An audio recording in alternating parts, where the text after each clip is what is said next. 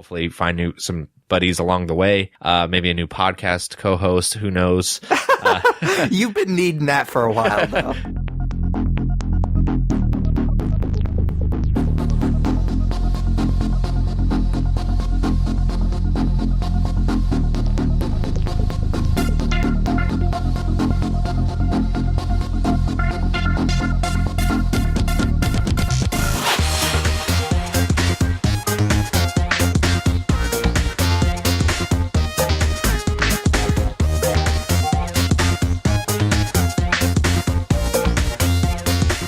Welcome, nerds, to another episode of the Nerds You're Looking For podcast, a weekly nerd culture podcast that discusses the culture through various segments. My name, of course, is Patrick Kuhn, alongside my co-host, as always, that Tyler Hunt. How's it going, man?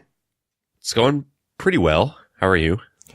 I'm all right. I had to go back to work after like a week and a half on Wednesday, so a little bit bummed about that, but it was a nice little break. I was sick a little bit for some of it, so that kind of bummed me out a little bit. But yeah, I'm back to work, busy as always, and I'm actually on call this weekend, which is kind of a bummer, but it's like the first time in like a year and a half that I've had to be on call, so I guess I could take it.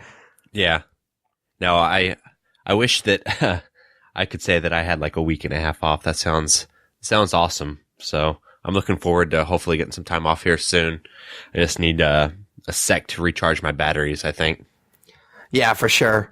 Like we've talked about before, you work in retail, and it's so weird to me because like where I work, like Christmas time and Thanksgiving and all the holidays are like the slowest part of my year. So it's like, oh, I could take all this time off and kind of chill, and it's kind of an easy time for me. And then I forget that on the flip side of that, you're like panicking every day, and it's super busy time for you.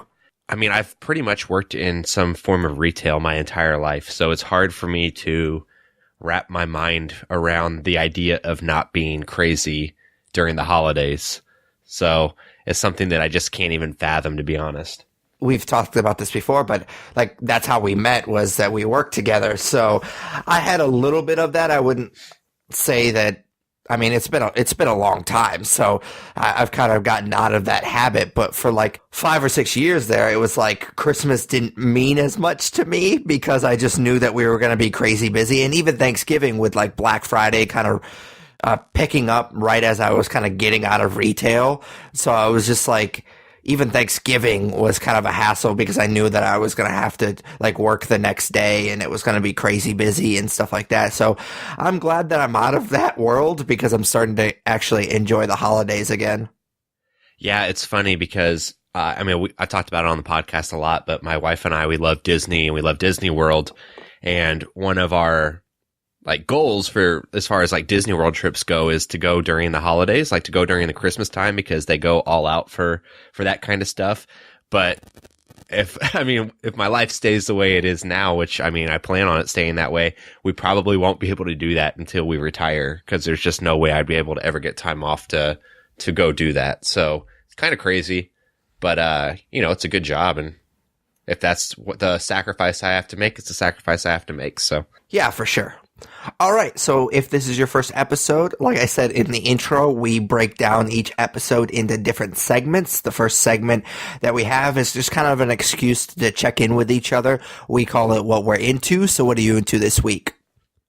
Believe it or not, I'm going to talk about a video game this week, and that's usually Pat territory, but I did start a new game this week with my buddies that I play on Monday nights, and that game is Fortnite. It's something that we had actually downloaded a couple months ago, and then Destiny 2 came out, so we've been playing that a lot. And I've talked about Destiny 2 a time or two on the podcast, but that was starting to get kind of old, so we switched over to Fortnite. And I'll be honest, I'm still getting my feet wet with this game, and I've only really scratched the surface of what there is to do, but so far it has been a lot of fun. Specifically, I've mostly just gotten into the Battle Royale game type, which is PvP, but there's also a PvE game type called Save the World. You have to start in that mode because there's a tutorial you have to do before you can play Battle Royale. But honestly, I really don't see myself going back to that as much because Battle Royale is so fun. It involves up to 100 players, and there can be individuals or teams of 4, and the goal is to be the last team standing, with your game basically just being over if you die. You don't have multiple lives, you just have the one life, and once you die, that's it. So everyone is dropped from the sky to start the game, and from there you skydive to the portion of the map you want to go to, and the map's pretty huge, so unless you are just unlucky, you typically don't start off incredibly near any of the other 99 players or players that aren't on your team. But once you're on the ground, you don't start with anything except for a pickaxe, and you use that pickaxe to scavenge for supplies, and then you're also kind of foraging the map looking for weapons. As you explore the terrain, you can build walls and stairs and traps, etc., which are, I think, a huge part of the Save the World gameplay. But you can also use it to your advantage quite a bit in this gameplay, the Battle Royale game. It adds a new element to the game that definitely differentiates it from third-person shooters that we're typically used to. I have watched like other people play this game, and it's crazy how good they are at like building stairs and walls and using that to their advantage. And for me, it's like I feel like I'm a bit slow still in navigating those controls of the game, but it definitely adds a new aspect to it, which is pretty cool. So periodically during this game type, the Battle Royale game type, you can't just hide on the map forever. I mentioned it was pretty big. So the way that they force you to interact with the other people in the game is that a storm develops periodically that pushes the players together on the map, because if you're stuck in the storm for too long, you lose health and can die. So it's constantly shrinking the map and pushing players together to where they have to basically fight. And it can be frustrating because there's a lot of work that you put into scavenging and fortifying, and potentially you lose all that once the storm develops, but it's kind of a cool way to make the game go by quicker and to force people to not be campers.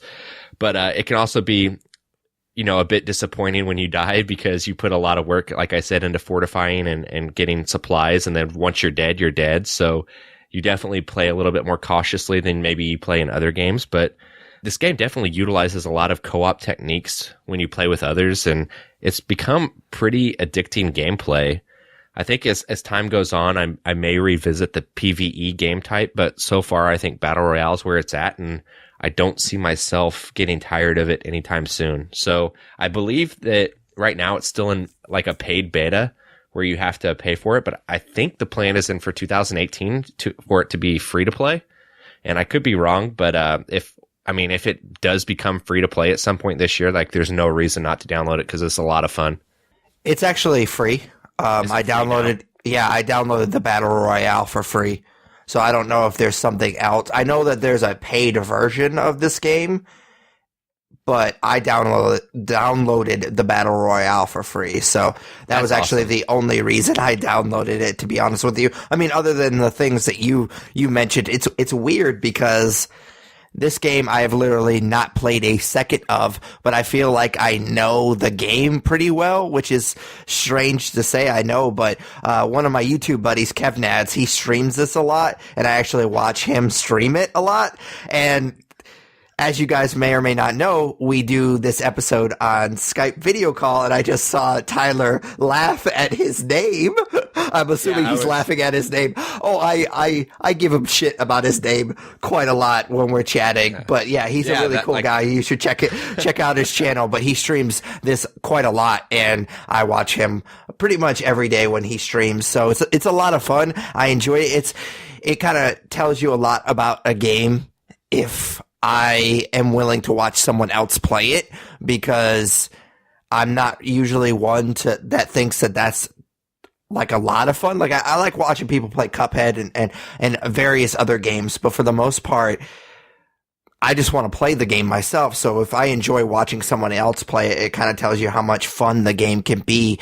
And I really, really like the point you made about the storm, because that was like the first thing that I noticed when I was watching was it's such a great idea, because I feel like with such a huge map and so many players that people's instinct, because they're bitches, are to just build up and fortify and just camp, and then you would never be able to get them. And I feel like this game wouldn't be as successful as it is if it wasn't for the storm. And it seems like it is very addicting. So I'm definitely looking forward to playing it here a little bit. I was planning on playing it when I got back from my vacation, but I realized I still hadn't beaten the campaign in Battlefront 2, so I've been slowly kind of making my way through that campaign, and then I'm going to start playing Fortnite either today or tomorrow. I'm pretty excited about it. Yeah, that's awesome, man. So tell me, how did you become friends with Kev Nads again? Because I imagine that you were searching for Nads on YouTube, and you came across him. That is actually a pretty good guess, but the actual story is kind of boring. I subscribe to a subreddit, Let's Plays, on Reddit, obviously, and his username kept popping up on certain things, and I checked out his channel, and that was pretty much it. He's a cool guy. Definitely check it out, despite his very silly name. He's actually a really cool guy. I'm not surprised that Nads caught your eye, man. It's that's typical. Of course. All right, man. So of what course. Are you into? Yeah. So last week, obviously, we talked to Matt from The Obsessive Viewer, and he talked about a movie which was high on his list for top 10 favorite 2017 called The Disaster Artist. And Tyler nor me have seen that movie at that time, but I know that Tyler's seen it since, and I have seen it as well. And every time we do that episode with Matt, it seems like there's always a movie that comes out, or it came out before we did that episode, that I just don't see before we record that. And I'll see it like shortly after, and I'll be like, man, I wish that I had seen this before we done that episode, because it probably would have cracked my top 10. And ultimately, I don't know if this film would have made my top 10 or not, but I think a lot of that has to do with me not really liking watching The Room. Like, I just didn't gravitate to that movie like most people did. Obviously, it's a cult classic and people love to laugh at it. And I didn't really get into it as much with that film. And I think that kind of hindered my experience with The Disaster Artist. For those that don't know, The Disaster Artist tells the story of how the stars of that really, really bad movie, The Room, meet, and how they come to make this unbelievably bad film. And like I mentioned when we talked to Matt, I originally thought I kind of needed to see The Room before I saw The Disaster Artist, and that was kind of the reason why I didn't see it before we did that film, or did that episode. And I actually think that I would have appreciated The Room more. And I do appreciate The Room more now that I've seen The Disaster Artist. I feel like I probably should have done that the opposite way, because I felt like The Room kind of felt like homework.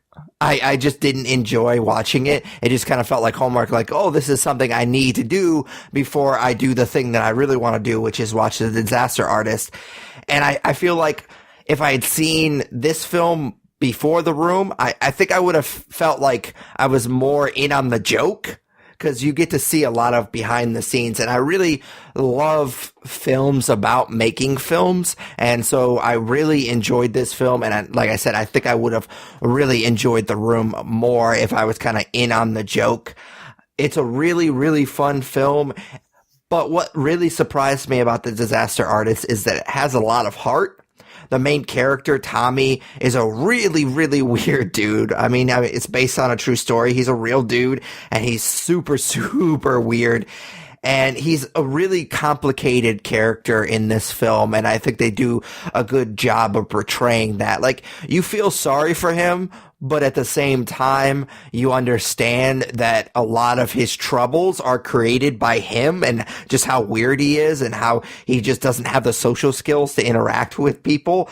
He's definitely his own worst enemy, and I think that conflict, you see a lot of that conflict in James Franco's portrayal of Tommy. It's easily his best performance since Alien Covenant, which of course is a joke that didn't really land.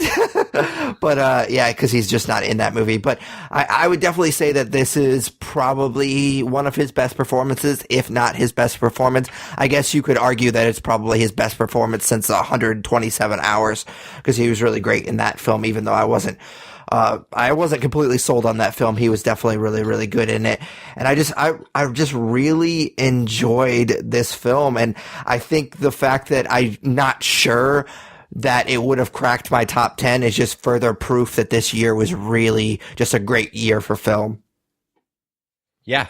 It's funny. I didn't have any idea you were going to bring this up today for the podcast, but my wife and I watched it last night, and it was a movie that both her and I were really looking forward to watching. And I did not watch The Room ahead of time on your recommendation not to, because it sounded like it was a pain in the ass. My wife actually floated the idea out there before we watched The Disaster Artist if we wanted to watch The Room beforehand. And instead what I did was I Googled a 13 to 14 minute best of The Room highlight reel on YouTube, and we watched that just to kind of get ourselves in the right mindset. But I liked The Disaster Artist quite a bit. I thought that, all the things you said, all the things that Matt said last week, hold true. Like, it's really just a movie about people who are passionate about creating art and putting themselves out there. And with that being said, I agree with you. I don't know that it would make my top 10. I think number 10 for me was 3 Billboards Outside Ebbing, Missouri. And I don't know that I liked this movie better than that. With that being said, it's still really great. 4 out of 5. It's a really, really, I don't want to say fun movie, but it's a really fun watch, and it does hold some weight to it. And James Franco is amazing in it. So it's definitely something that I would recommend. And I hope that it gets some Oscar buzz. I know that it was nominated for the Golden Globes, but since the Golden Globes are split into those, the drama category and then the comedy musical categories, it's kind of easier to get that nomination. So I hope that it gets some kind of nomination when the Oscars come around. But again, same as you, I don't know that it's in my top 10. Yeah, for sure, man. And I knew that you had seen this movie because I stalk you on Letterboxd. So there's that. I stalk you on Letterboxd periodically too. You'll notice that last night I also watched I, Tonya again because my wife was so pissed at me that I watched it without her a couple weeks ago. So I had to rectify that. But yeah. So our next segment is just plainly called Comics. Tyler and I read a ton of comics each week, and we like to spotlight one or two every episode. So what'd you read this week? So the big thing that we said a lot through 2017 is, we always start this segment, hey, we read a ton of comics every week. But I think it's safe to say that more often than not in 2017, both of us didn't read a ton because of just life and all that good stuff. But that being said, over the last couple of weeks, I've had a little bit of time to go back and try to get caught up. And while I still have a huge stack ahead of me, I've been able to put a little bit of a dent in it. And that being said, I'm finding books along the way that are a few months old now, but that are really good. And a book that completely caught me off guard that I just read this week. I think that it came out back in October, November. It's the Batman Annual #2.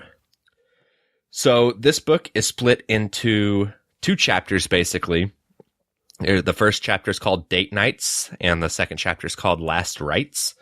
And what I love about annuals, and we've talked about it on the podcast before, it's that a lot of the time these stories aren't dependent on the continuity of the current comics. It's just independent stories on their own that the artist kind of has a little bit more free reign with to tell in these books. And while this issue definitely ties into what we know about Catwoman and Batman and the current Tom King run, it's a pretty simple bookend to the Batman Catwoman relationship. It kind of shows their first romantic interaction and the end of their relationship, I guess you'd say. So Date Nights explores that first date between Batman and Catwoman, and I put that in quotes because it's not really a date.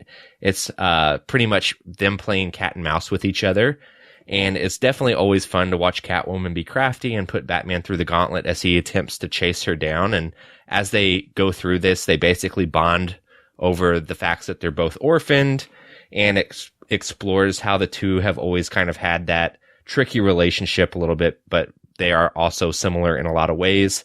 And it helps to set up the foundation for the relationship we know now, where the two are engaged in the current Tom King run. Spoiler alert, I guess. But so just to sidetrack here for a second, Hush is one of my favorite Batman stories of all time.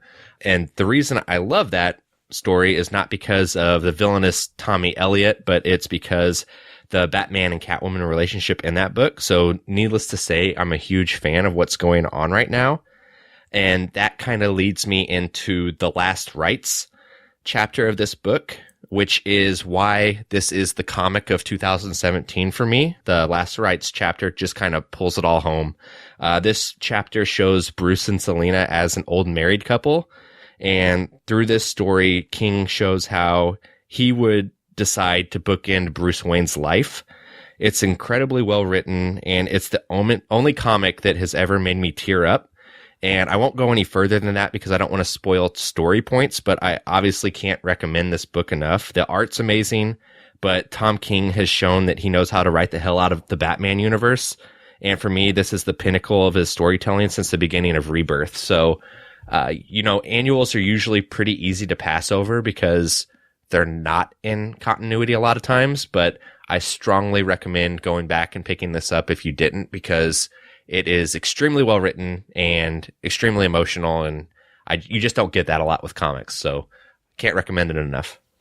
Yeah, man, I do like this annual quite a lot as well. I've always really enjoyed their dynamic together. I mean, we've talked about this before, and it definitely rings true for Catwoman. The best kind of villains for Batman, who has a ton of great villains, are the ones that can kind of put him in his place.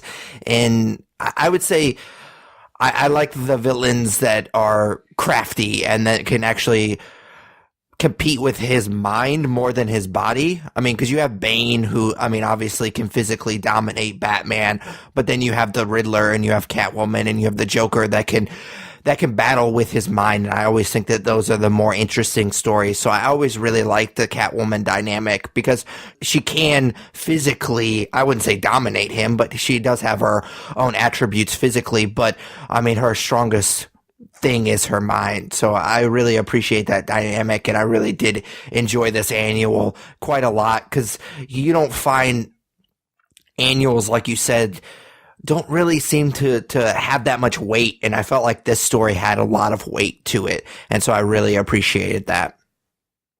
Yeah, I mean, you said it, man. A lot of weight in this story. And I think Tom King did an amazing job with it. What did you read this week? Well, for those that follow us on Instagram, I posted a little thing on our Instagram, obviously, that I had picked up this new Planet of the Apes book, Planet of the Apes Ursus, #1. And I'm not sure if that's exactly how you pronounce his name. But of course, when a new comic book or a new Planet of the Apes comic book comes out, I'm probably going to talk about it. This book, as the title would suggest, focuses on General Ursus, whose character we don't actually see in the films until Beneath the Planet of the Apes, but he's kind of become like one of the more villainous characters in the universe, even though he's not in it very much. He's also featured in a really, really great Planet of the Apes book, actual novel called Conspiracy of the Planet of the Apes, which, like I said, is a really amazing book that if you're interested at all in this universe, I would suggest that you read. And even though this particular comic book seems to retread a lot of the stuff that Conspiracy covers, I did really enjoy that they gave this character, who, like I said, is one of the bigger villains in the original set of movies, they kind of gave him a more complicated backstory. I wouldn't say you necessarily begin to empathize with him, because this is just kind of, as #1s usually are, it's just kind of a teaser to the actual story that's gonna really hit home in the next couple of issues, or hopefully hits home in the next couple of issues. So I wouldn't say that you necessarily start to empathize with him, but you start to kind of understand why he becomes the character that you see in Beneath the Planet of the Apes. And so I really appreciate that. I like when books kind of go back, and I think that comic books, especially ones like this, can really have the creative, I guess, I don't know, room to go back and kind of, I don't want to say retcon things, but kind of go back and give these characters more of a backstory. So I definitely appreciate that. You start to understand a little bit more why he hated the humans as much as he did in Beneath the Planet of the Apes. Also didn't hurt that the artwork was really, really spot on. It's what I want from a Planet of the Apes comic book. It feels like you're back in those movies, which of course I love. So I definitely was all in on that. So if you're not really interested in the Planet of the Apes, obviously skip this one. But I think for diehard fans, it's definitely a book, especially if you haven't read Conspiracy for the Planet of the Apes. I definitely think that you should pick up this book because it's really good. Do you think that the Planet of the Apes will, like the comic books, will start being put out by Marvel in the near future? I doubt it. I think Boom Studios does a really good job, but I don't know, because Dark Horse did a really good job with Star Wars, and then all of a sudden they were just like, nah, brah, you can't do that anymore. So, yeah, it wouldn't surprise me, honestly. It could go either way, but I mean, I kind of hope that Boom Studios kind of keeps their grip on the Planet of the Apes, because I think they do a really good job. Yeah, I mean, through the 20th Century Fox merger with Disney, like we've talked a lot, of course, about X-Men and Fantastic Four and the big Marvel properties, but there's a lot of other things that they're now going to own, like Alien and Planet of the Apes. So it'd be interesting to see what happens with those properties, since it seems like a lot of other studios have had the ability to write comics or make video games based on these characters. So I'm curious to see what happens there. For sure. Cool. So that kind of leads into nerd news. Not a ton this week. It's always kind of quiet coming out of the holidays. So hopefully it picks up in the future. But I did have a couple things. And the first one is something that you posted about on our Facebook. And that is that a sequel to Bright is moving forward at Netflix. And I have not watched Bright yet because I've heard such mixed things. It sounds like, correct me if I'm wrong, the gist I get from you is that it wasn't as good as you were hoping, but you didn't have a ton of problems with it. Yeah, so I was really excited about Bright. It's written by Max Landis. It's kind of like a fairy tale fantasy story, but it's set in the real world, sort of. So I thought that was a really cool concept. And I was pretty excited about it. Then the reviews started coming out, which, if there's a movie that I'm really excited for, I'm going to watch it anyways, but it definitely kind of dampened my expectations. And I ended up actually watching it on the plane ride home from Las Vegas. And I was just like, I don't understand why everybody's hating on this movie so much. Like, it wasn't great. There's definitely some, like, buddy cop tropes in this movie that really disappointed me. I actually watched it for a second time after we got home. Like, literally, I watched it on the plane ride back home, and then we flew into Louisville, and then we drove to Evansville from there. And then when we got home, it was still only 8:00 at night. And so I was like, you want to watch Bright again, just so I can kind of get that full experience of sitting down and watching it, not on a little iPad and on a plane. So I was like, and so some of those like buddy cop little things really kind of bugged me a little bit more on the second viewing. Like, there's a scene that's this really hardcore action scene, and it's this really cool car chase, and they're shooting at each other, and then all of a sudden, like, Will Smith is trying to reload his shotgun, and he drops all of the shells, and one of the characters looks over at him and is like, Butterfingers. And I was like, are you kidding me? Like, you have this really hardcore action scene that's really effective, and then all of a sudden you do this stupid like buddy cop joke that's super cheesy. And I don't know if Netflix necessarily, I don't know if they knew exactly what they wanted to do with this movie. Like, I think they wanted to have it, because it's one of their bigger blockbuster original content movies. It's, I guess it's one of the first movies that they have done that has had this really big budget. I think that they wanted to have this like wide appeal to the movie. And so I felt like they wanted to have some of these jokes in there. I don't know, but the jokes never worked for me. Like those little buddy cop moments never worked for me, and it's super annoying. And a lot of the social satire, which I've talked a lot about how I love that with my sci-fi movies, and this definitely has it in there, but it's super, super heavy-handed. And I think that's what a lot of people aren't liking about this movie, is a lot of the social stuff is super, super heavy-handed. Yeah, I might actually watch this today. Like, it's something that I want to watch. It's just I've not prioritized it. So I'm curious to see what the division is with this movie, but it's something that I thought was an interesting concept. And despite him being one of the most annoying people on the planet, like, I do think Max Landis has some good ideas. So I'll be curious to give it a go on my own. But I mean, I guess it must have done well enough to earn a sequel. So we'll see. Oh yeah, it's doing gangbusters on Netflix as far as what I understand, despite the bad reviews. And like I said on Facebook, I'm definitely interested in seeing more of it. I like the universe that it's set in. I think there's a lot more interesting stories that they could tell. Yeah, absolutely, man. This next one is a pretty deep pool for nerd news, but we talk on the podcast all the time about how we are huge horror fans. And of course we do Shocktober every year. So I thought that I would bring this up because a trailer was released for a new Blumhouse horror movie called Truth or Dare. And I'm going to go out on a limb and say, I doubt you watched it, but did you? Nope. So sure didn't. Yeah. So this reminds me a lot of Happy Death Day in that it looks pretty lame, and it looks kind of run of the mill.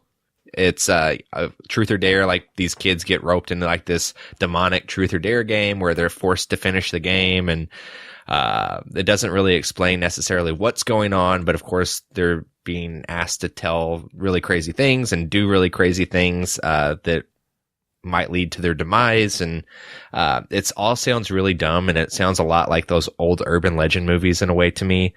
But the only saving grace here is that it's being put out by Blumhouse, which is why I'm kind of holding back my reservations a little bit. I thought that Happy Death Day kind of sounded silly and dumb as well, and that was one of the better horror movies in 2017. So I urge you to watch the trailer for it, because it reminds me a lot of a CW show where they get a bunch of attractive young people and that aren't great at acting. But I'll be curious to see if it's kind of pulls the Happy Death Day card and actually turns out all right.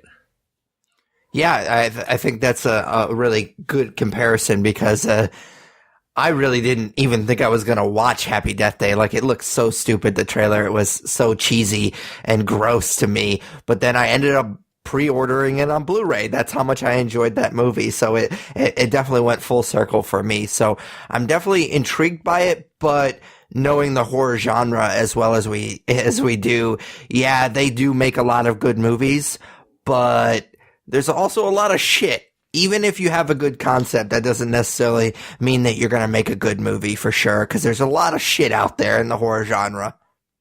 Absolutely, man.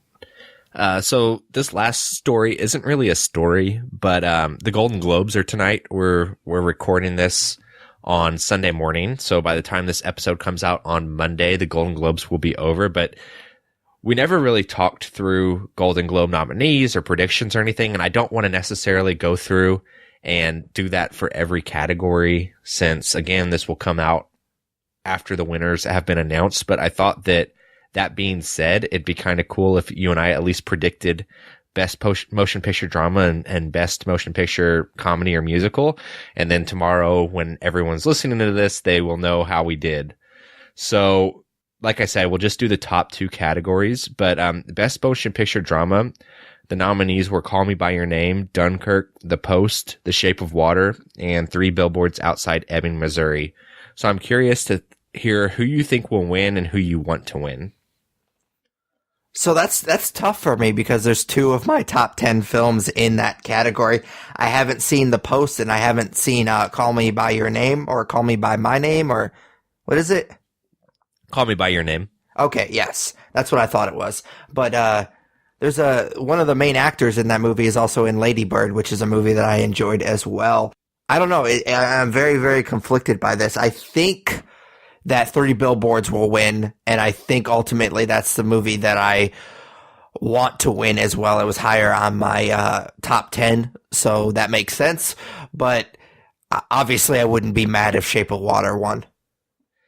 Yeah, I think I'm a little bit conflicted because Dunkirk wasn't on my top 10. It was an honorable mention, but I do want to see a Christopher Nolan movie win just because he's done such great work over the last 15 or so years. But that being said, like, I think that I want Three Billboards to win, but I wouldn't be surprised if The Shape of Water won because it's gotten such positive buzz over the last few weeks. But I'm actually going to say Call Me By Your Name wins. I've not seen it. I'm not like you. I've not seen that or The Post, but I think that Call Me By Your Name is going to win, but I would like Three Billboards too. For sure. So best motion picture, musical or comedy. We have The Disaster Artist, Get Out, The Greatest Showman, I, Tonya, and Lady Bird. I've seen 4 out of 5.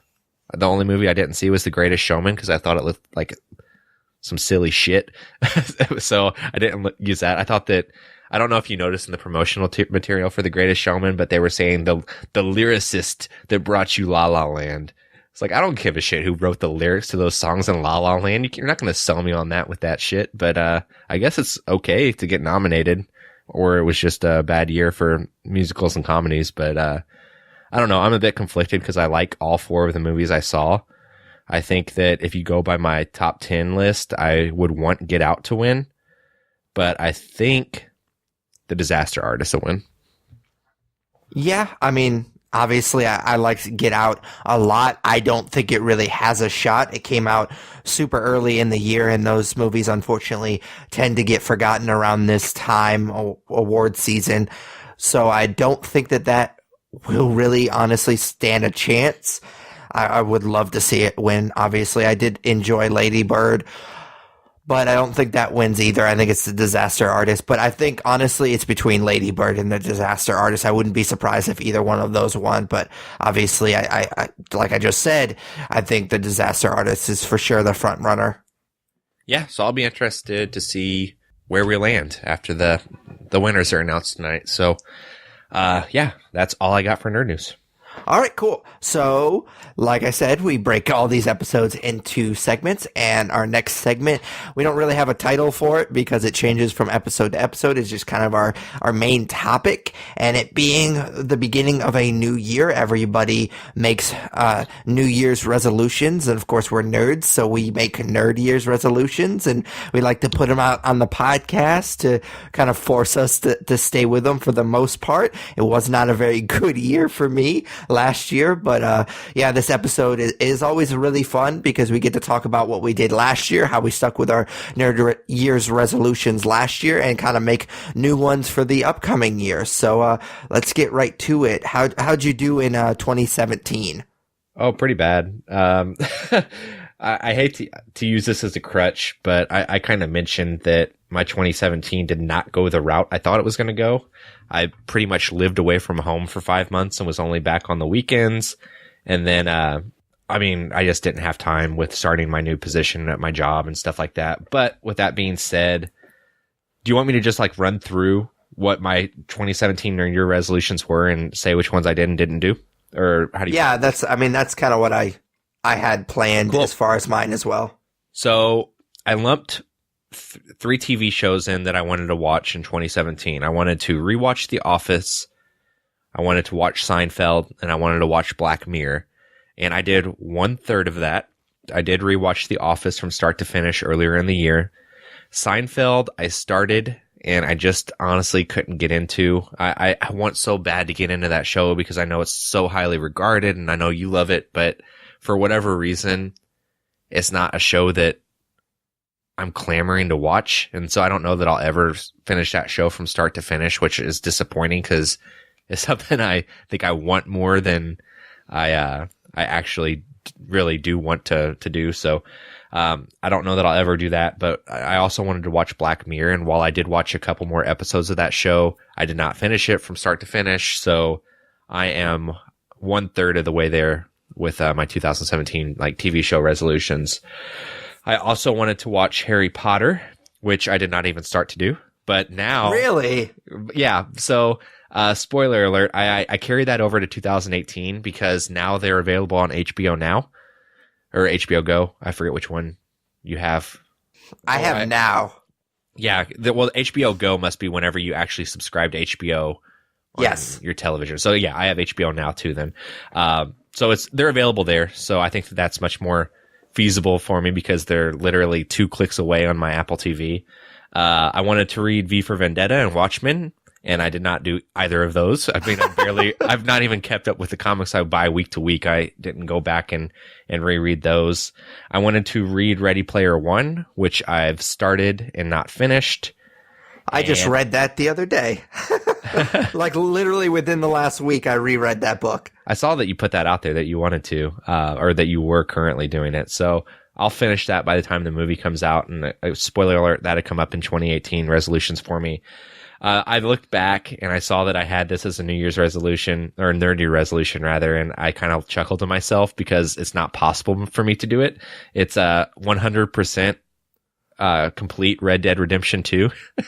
Yeah. Which that one wasn't your fault. Yeah, that one didn't even come out in 2017. It got pushed back, of course. So I don't carry that over to my 2018 nerdier resolutions completely, and we'll get to that a little bit later. But I am obviously excited for that game to come out. And then I wanted to have more first-time watches last year. So the year before, I watched 98 movies for the first time, and I wanted to beat that in 2017. And I actually did do that. I watched 108 movies for the first time in 2017. So I beat my goal by 10 movies, which I'm pretty happy with. Yeah, man. It sounds like we both kind of had a different 2017 than we thought we were going to, because my Nerd Year's resolutions are kind of a mixed bag as well. I kind of broke it down very similar to the way that you did, where we talk about a lot of different stuff, movies, TV, video games, comic books, and so I kind of try to do at least one or two per category. So I'll start with the films. I wanted to watch 180 films, and I wanted to average one theater viewing a week. I did neither of those things. I watched 151 films, and I only saw 47 films in the theater. So I was pretty close to the theater viewings, because I would have only had to get 52. So I would have only had to get 5 more. But I'm going to blame that one on MoviePass, because there was like a month and a half where I didn't see anything in the theaters other than the movies that we were going to review for the podcast, because I was waiting for my MoviePass card to get here. So I blame that, because I was on track for a long time to beat that, and I still almost got it even with a month and a half barely seeing a movie in theaters. So I definitely blame MoviePass for that. As far as the TV goes, I guess this is also kind of a film one as well. I really love the show Documentary Now, and I love the documentary film genre as well. And I wanted to go through both of the seasons of Documentary Now. And if you're not familiar with the show, basically every episode kind of parodies a famous documentary. And so I wanted to go through and rewatch the first 2 seasons of Documentary Now, and then watch the film that it's based on. And that was actually one of the ones that I was really, really excited for. And it ended up being a lot harder than I thought it was going to be, because some of the documentaries are really hard to find and just really super, super boring. Like, documentary genre is great because there are some really great films in there, but also it's kind of a learning tool. Like, if you're really interested in learning about something, you can watch this documentary and you can bust out and know a lot of information about a given topic after only 2 hours. So it's a really, really cool way to learn more about things. But if you watch a documentary and you're not interested in the topic at all, it could be quite the chore. And I felt like even after the first few episodes of Documentary Now, I was like, this is kind of like homework. And so I was kind of bummed about that. So yeah, I didn't even make it through the first season. We made it through most of the first season, but then I was just like, yeah, I'm not really into this anymore. So it kind of fell through the cracks there. So I was a little bit disappointed with that one because I was really, really excited going into it. Thought it was kind of a cool idea and kind of expand my horizons with the documentary genre, but it just, like I said, kind of felt like homework. The one that I'm really super proud of that I actually did was my video game. So this is something that I've talked a lot about in the podcast in the last year or so, that I've gotten really, really into gaming again. There was a few years there that I basically just played Halo and Madden, and that was pretty much it. I still consider myself a huge gamer, but there's kind of this like dark area in my life that only has, it was like 2 or 3 years where like that was basically all I played, even though I consider myself this huge gamer. And so I really wanted to get into it, especially with the YouTube channel, our YouTube channel kind of gravitating to more of a gaming channel. I wanted to do 7 let's play walkthroughs on the channel, and I also wanted to beat the first Tomb Raider game, the kind of the reboot of the Tomb Raider games, because I bought that a long time ago on your recommendation, Tyler, like years ago, and I'd never beaten it. So I did beat Tomb Raider, and instead of doing 7, I actually ended up doing 8 walkthroughs, and that's not even counting my Madden Ultimate Team series that I did for a long time, and I also did a series of Monday Madden challenges as well, and that's also not including the walkthroughs that I did for Halo Wars 2, Splatoon 2, and The Last Guardian. I did a good chunk of all 3 of those games, but then for one reason or another, I never ended up finishing those. So I actually completed 8, but there's a lot of other ones that I kind of started but didn't really finish. And I did beat Tomb Raider. Like I said, it's a really solid, fun game. I'm definitely looking forward to the new reboot film, because I feel like, just judging by the trailer, that it's taking a lot from this game. I still haven't beaten Rise of the Tomb Raider yet, but I'm definitely looking forward to that. And then my comic book one was I wanted to reread the first book of Y the Last Man, and then finally read the other books. There's 5 books, I think, in total. I reread the first book, but never even started the second one. So I'm basically right where I left at 2016. Because I didn't really move along any further than I was back then. So that was definitely disappointing. But like you said, Tyler, like we're so far behind on the books that we get every week. It's like, it's really hard to kind of go back and read something that you don't pick up every week. So yeah, that one is gonna follow me into 2018, spoiler alert. And then my another TV one was I wanted I wanted to watch The Wire. It's one of those TV shows that is kind of revered as one of the best TV shows of all time, and I really wanted to watch it, and I kind of was ashamed that I had never watched it before, and I finally did it.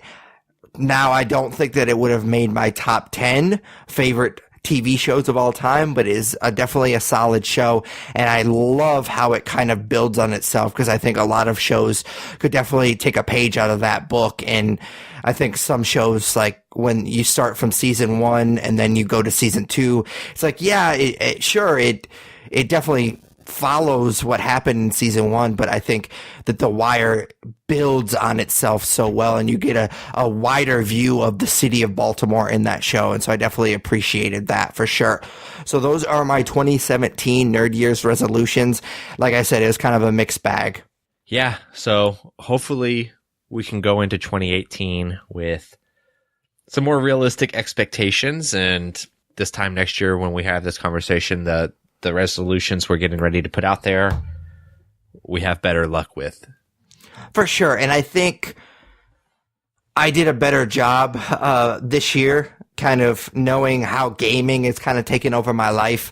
I think I did a little better prepping for this episode, and kind of understanding that gaming is only going to become a bigger part of my life. So I might as well go ahead and like damper my expectations for the other areas. Don't get me wrong, I'm still a huge film nerd, I'm still a huge TV nerd, and those are definitely going to play a big part of my 2018. It's just I understand that I'm not going to watch 200 films this year, or I'm not going to do this or that with TV. So I kind of definitely made my video game resolutions a lot harder than my movie and TV ones.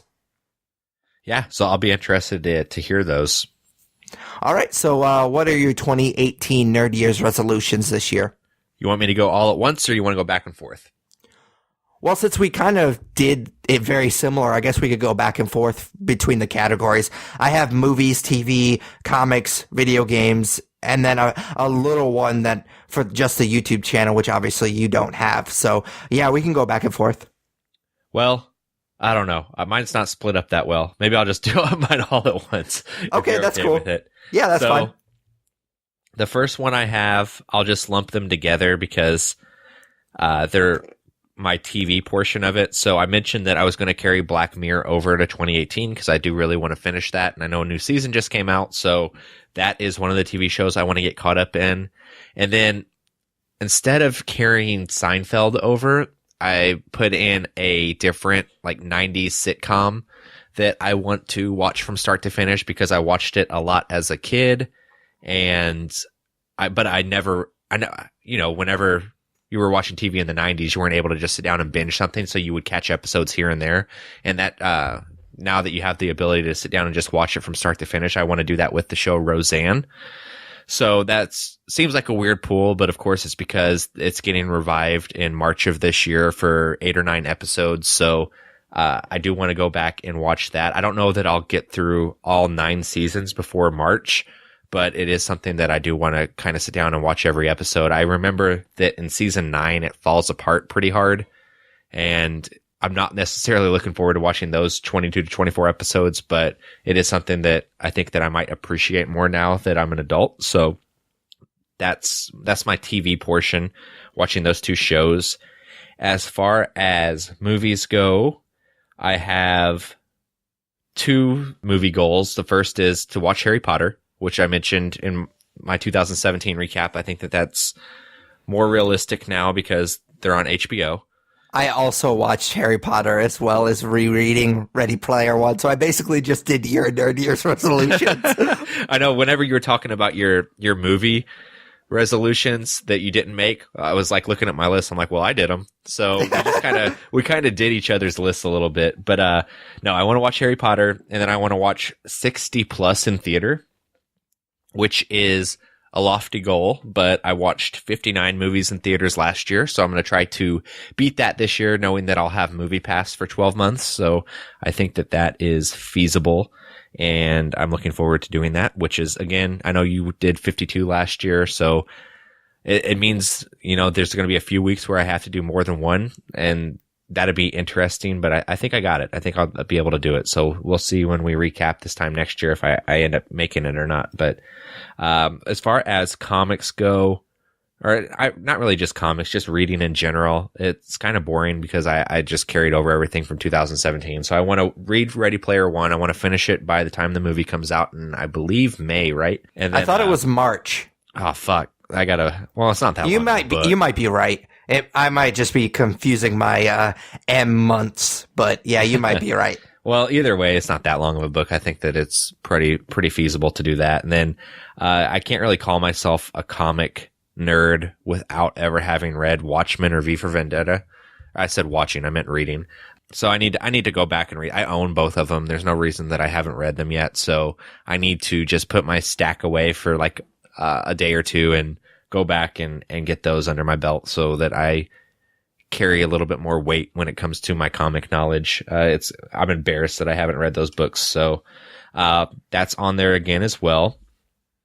I did put a goal on here for video games. Last year, my one video game goal was to 100% Red Dead Redemption 2. And I'm going to expand that a little bit for 2018. And I think that this is probably one of the harder things I have on my list to do, and it's going to sound pretty minimal to you, Pat, since you game so much now, but for me to get back into video games, I want to beat 9 games this year, and that's gonna I have a similar one, and Okay. it'll just show our level of gaming Yeah. right now.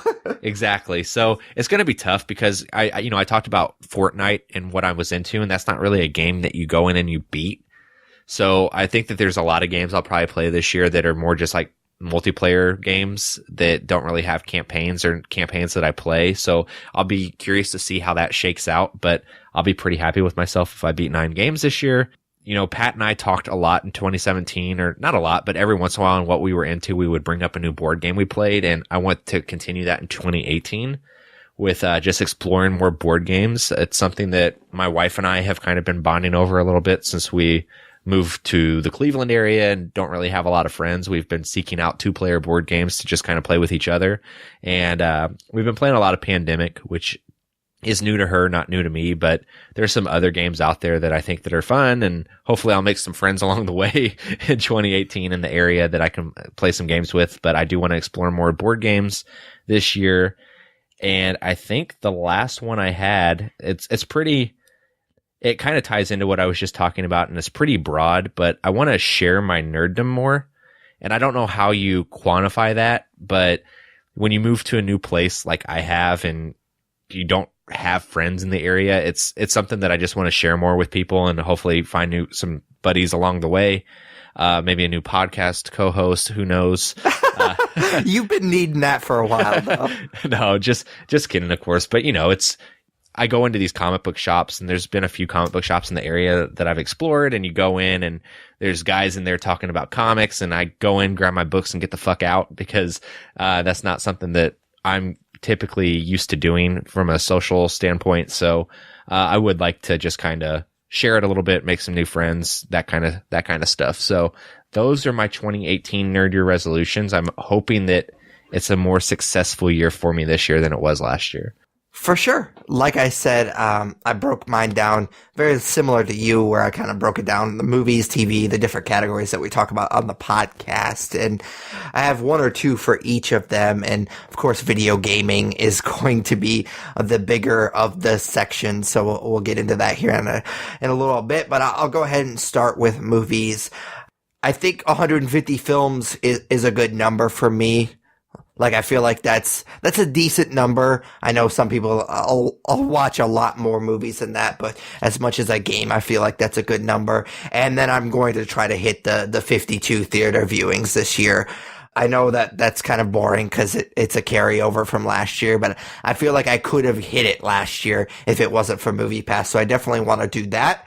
But the new one for 2018 for movies is, we've already talked about it once already on the podcast. So we both are members of Letterboxd, which is a cool new website that kind of tracks your movie watching and gives you stats at the end of the year. It's one of the things that kind of helps me make some of my Nerd Year's resolutions and stuff like that. So you can follow me at the Nerds Podcast.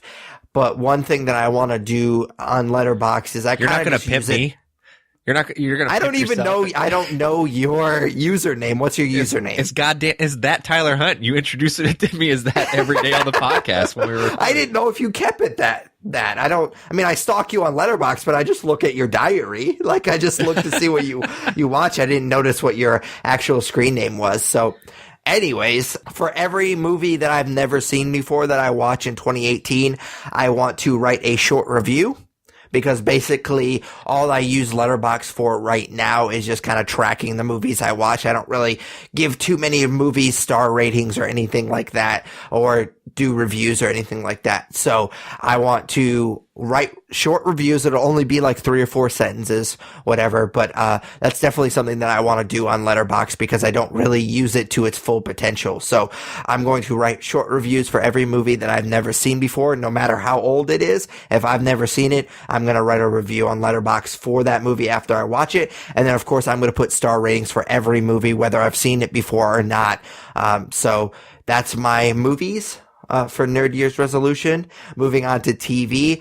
I want to, and I know this will get Matt from the Obsessive Viewer really giddy when he hears this, but I want to finally watch Lost. I never seen that. I watched some of the first season when it aired, but I never really stuck with it. So I definitely want to watch that show. And I think it was on Netflix for a while. I don't think it's on Netflix anymore. I think it's on Hulu. So I think it just moved streaming sites, but I will definitely be able to watch that some way or another. So I'm definitely looking forward to that. And the next one is kind of a goofy one, and it doesn't really fit. I guess it kind of fits with TV, but it really has nothing to do with TV in a way. Recently I got a Loot Crate that had Bob's Burgers, all of the burgers from Bob's Burgers in it, and it has your recipes for those burgers. So me and my wife are going to make all of those burgers and try them. So it'll be really funny. I'll probably be the douchebag that chronicles that on Instagram. Like, I'll take pictures of all the burgers and stuff. So we're going to kind of make a spectacle of it. So it should be fun. I'm definitely looking forward to that. Yeah, we are currently on a diet right now, a Whole30 diet for this month. So we're going to start that after we're done with this diet. But yeah, I'm definitely looking forward to that. I think it'll be fun. We looked at the first one, and the first one's just basically a bacon burger, so that's going to be kind of lame. But some of the other ones are really crazy, so I'm definitely looking forward to that one. That's kind of my favorite. I hate to interrupt you, but I do want to put it out there that I got that Loot Crate as well, and that's like a sampling of what's in the actual book, because I got the book a couple years ago for Christmas. So you should get the actual book. There's a lot more in there. Oh, really? I thought that was kind of all of them, which is kind of a bummer. Maybe I'll re-look at it, but I'm pretty sure it's just a sample of everything in the book. Like, the book's hardcover, and it's like, I know this doesn't do anything for our listeners, but it's like this thick. So yeah, you should look into that, man. It's pretty funny, but I'll be interested to see some of these burgers that you're making. So definitely chronicle that. Oh yeah, for sure. And just so we're clear, I'm not gonna make them. And that will all be my wife, because she's an amazing cook, and I'm awful at it. So one of your 2018 resolutions then is to not be husband of the year. So got it. She makes dinner anyway, so it's not like I'm forcing her to do something that she wouldn't already do. But yeah, I'm definitely looking forward to that. Last year, my favorite one, the one that I was most excited for, was the documentary Now one, which obviously, like I just talked about, was kind of a bummer, but this kind of groups two of the two things that I love the most, which is my nerddom and eating food. I love food, so I'm definitely looking forward to this one. The next topic, or the next segment, I guess, is comics, and I'm just gonna move over Y the Last Man from last year. I just didn't get to it, and it feels silly making new Nerd Year's resolutions for comics when I didn't even finish the one that I made for last year. But in addition to that, I also want to get caught up on Amazing Spider-Man. I think I've mentioned this before, but I get this from Marvel.com because it's a little bit cheaper when you know you're going to get a run, and you're going to fill that run up. Like, you're going to want at least 12 issues of a particular run. I think it's definitely cool to get it from Marvel.com because you get it for super cheap. You can basically get it for half off if you order 12 issues at a time. And so Amazing Spider-Man's a book that I'll probably read until I die. So, it's definitely a book that I will continue getting from Marvel.com. The only bad thing about it is the fact that you don't get it for a couple of weeks after it comes out. So you're always going to be a few weeks behind on this book. And since I get so much from the comic shop every week, it's really easy for me to get behind on this book. I'm not quite as behind as I was on TMNT a couple of years ago, so it's not going to be this huge project, but I'm definitely looking forward to getting caught up, because I hate that I'm not caught up on Amazing Spider-Man because it's such a good book. And then lastly, I kind of saved the biggest one for last, my video games. This is a huge one for me. Becoming a bigger gamer has been a big goal for me for the last year and a half, and I feel like I've accomplished that in the last year. I've become a huge gamer in the last year. So I wanted to do something new on the blog this year, and I kind of was racking my brain to kind of think of a new idea for the blog, because a lot of times it's just kind of the catch-all for our YouTube channel and our podcast and everything, and that's great. I kind of wanted something else on the blog as well, and so I decided to start this year because I plan on beating at least 20 games this year. That is my goal. So Tyler, you had a goal of 9. I have a goal of 20, and my goal was actually 25 originally. And I was talking to my wife, and she's like, yeah, you can't do 25 games. She's like, I never see you at all, ever. So she kind of talked me into just bumping it down to 20. So, which I still think is a really good number considering it takes you a while to beat some of these games. So I want to kind of chronicle that on the blog. I'm going to I don't know exactly what I'm going to call it. I don't know if it's going to be like a diary or a journal or whatever, but I kind of did this a little bit on the YouTube channel, but it never really stuck.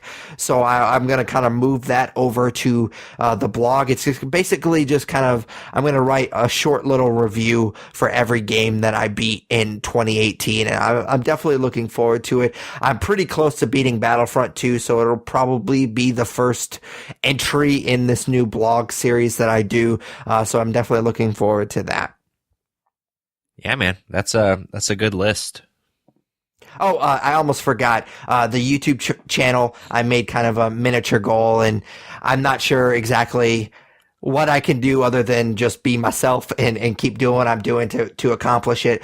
But I am hoping that we have 200 subs by the end of next year, which we're kind of fluctuating between 80 and 90 right now, which at the beginning of the year we had like 15. So we're definitely been growing a lot in the last month and a half. And so just judging by that growth recently, I think 200 subs is a pretty good idea, or a pretty good range that we could have by the end of 2018.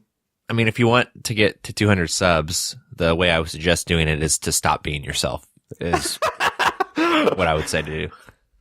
You're a real dick sometimes. If I'm being completely honest with you, I was told by somebody that listens to the podcast that we're at our best when we're fighting. So I'm just. Oh, yeah. So is that like a secret Nerd Year's resolution? Yeah, is my you're secret Nerd Year's start resolution. more shit on the podcast? Give Pat more shit on the podcast. That's my goal. For sure. I think that's already off to a good start because you're a dick. You've been a real dick this episode. That's good stuff, man. All right. So I guess that's it for our Nerd Year's resolutions, unless you had anything else you wanted to add. No, I hope that I do better this year since I'm. Oh, yeah, for sure. Our last segment is just plainly called Nerd Favorite. Each week we take turns asking each other a nerdy question, and I kind of fibbed on Nerd Favorite this week. It's not really gonna kind of be a traditional Nerd Favorite. I just curious what the film that's going to come out in 2018 that you're most looking forward to. And there's a couple of big ones that jump out. We're kind of getting to the point where these big summer blockbusters, there's so many films that we love the characters that are in the films, like Avengers and Black Panther, and I'm sure DC has a few that we're going to watch and review on the podcast, but I kind of went a different route, and it's weird because I don't know what you're going to talk about with your Nerd Year's resolutions every year. We definitely keep that quiet so we kind of can surprise each other on the podcast and have a more of an organic conversation. So I had no idea that you were going to bring up Ready Player One, but that movie does come out either in March or May. I didn't look it up, so who knows when it comes out, but it'll definitely be March or May. And I just reread it, the book. I've read it 2 times now, and it's just a phenomenal book. And if you're a nerd and you're looking for something to read, I can't suggest it more because it's just such a great nerdy book to read. It's so great, especially if you're a gamer, because there's so much gaming in this book and it's just so cool to read. And it's such a really just amazing book to read. So definitely read that before you see the movie. And I'm just really excited for this movie. I'm also very anxious because I wasn't crazy about the trailer that we've seen. So yeah, I'm really, really excited for Ready Player One. Yeah, man, that's a good one. And I'm looking forward to it, but I think that my anticipation for it will grow after I can finish the book. For me, like you said, they're the obvious ones. Like, I'm excited for Infinity War. I'm excited for Black Panther, so on and so forth. But to try to make it interesting, there's 2 movies, and I guess I need to choose between them. But I'm really excited for Solo because I'm interested to see what they do with that. And it's crazy to me to think that we're gonna see another Star Wars movie, 5 months after The Last Jedi came out. So I'm excited to get more Star Wars in May.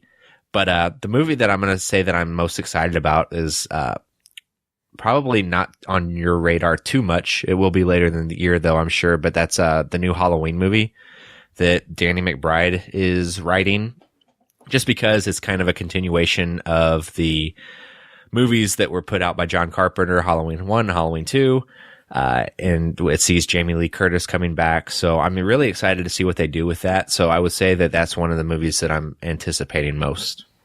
Yeah, man, it was kind of a tough question. I didn't know exactly where to go, and there's a lot of good movies coming out, or hopefully good movies coming out in 2018. I actually forgotten about the Halloween movie, but Solo's a good one too. I'm more anxious about that movie than I think I am excited, because we've really liked the new Star Wars, the new crop of Star Wars movies, and I think I'm afraid that this might be the weak link in the chain so far. Yeah, I mean, all signs point to that for sure, with like all the director stuff, and even before the director stuff, it's like, how are people going to take a new Han Solo that's not Harrison Ford? So I'm really curious to see how it goes. But at the end of the day, like, it's another Star Wars movie in May, so that's pretty cool. But hopefully they don't screw the pooch. For sure. All right, so that is the end of episode 171 of the Nerds You're Looking For podcast. As always, we hope that you enjoyed it. Subscribe, rate, review us on iTunes, Stitcher Radio, basically any good podcatcher you use, we're on it. You can also check out our website, thenerdspodcast.com. Comment and subscribe to our YouTube channel. Hopefully we can get to 200 subs by the end of the year. You can also check out our Twitch channel. Follow us on Twitter, Instagram. They're both at The Nerds Podcast. Like us on Facebook, follow us on Google+, email us at thenerdsyou'relooking4@gmail.com, and lastly, vote for us for Podcast of the Month at podcastland.com. For Patrick Kuhn, Tyler Hunt, we are the Nerds You're Looking For. Take it easy, guys. Later, guys.